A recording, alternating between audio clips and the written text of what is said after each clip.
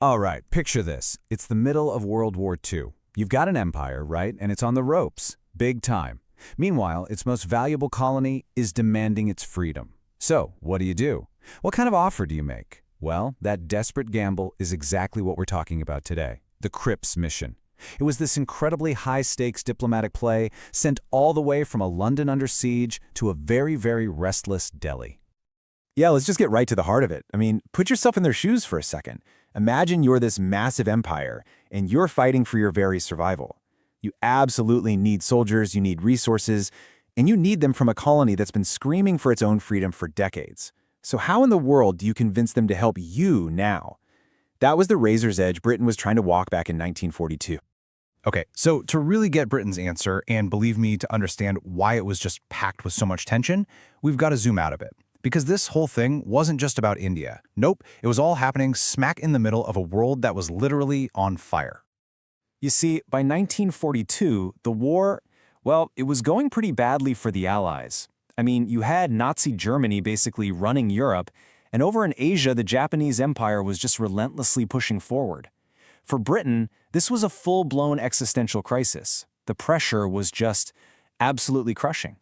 And look, in this desperate fight, India was basically the empire's engine room. It was providing millions of soldiers, tons of vital resources, and it was the strategic launchpad for fighting the Japanese.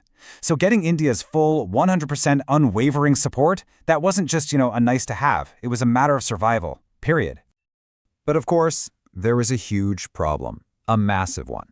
Getting that support meant they had to navigate this political minefield inside India itself, a really complex, really volatile situation that's come to be known as the Indian deadlock. The simple truth of it was, you just couldn't get India's full cooperation, because the Indian leaders themselves were so deeply divided. It wasn't like Britain could just make a deal with one group and call it a day. No, they had to somehow break this political stalemate that had basically paralyzed the entire subcontinent. So at the heart of this deadlock, you really had two powerful forces pushing against each other. On one side, you've got the Indian National Congress, think leaders like Gandhi and Nehru, and they were demanding one unified independent India. But on the other side, you had the Muslim League, led by Muhammad Ali Jinnah, and they were deeply worried that in a unified India, the massive Muslim minority would get steamrolled politically by the Hindu majority. So they were starting to push for their own separate homelands. And these two visions, they were just fundamentally at odds. So, what do? The war is raging, Indian politics are completely stuck. Britain decided it had to do something, and something dramatic, to break this impasse. And that moment for this dramatic move, it was 1942. With Axis forces literally advancing all across the globe, the need for a solution in India went from just being important to being absolutely critical. I mean, the clock was ticking, time was really running out.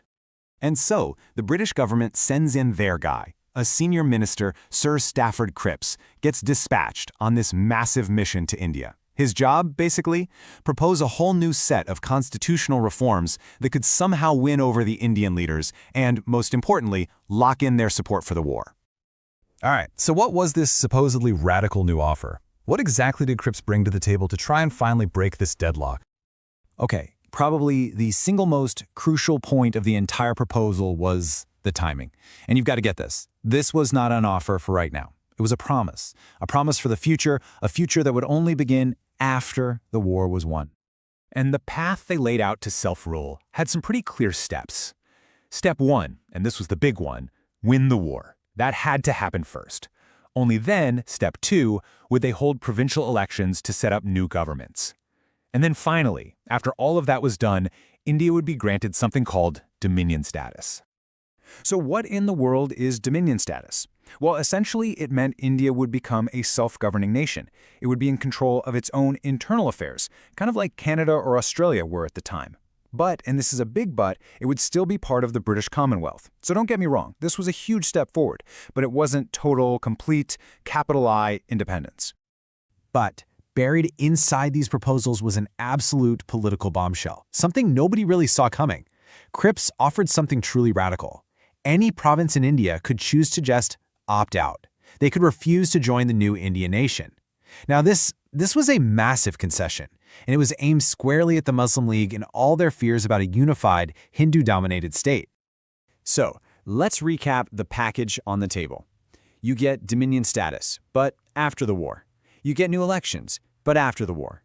And you get this really radical option for provinces to just go their own way. That was the deal. That was what Britain was offering. So there it is. Britain had made its move, put its offer on the table. But it was all a promise for tomorrow, wasn't it? And it was all riding on the outcome of a brutal global war that was still terrifyingly uncertain. I mean, it was an unprecedented offer, right? A serious attempt to break this political deadlock right in the middle of a world war. But the ultimate question was still hanging in the air. For a people who were demanding their freedom now, would a promise for a very uncertain tomorrow ever really be enough?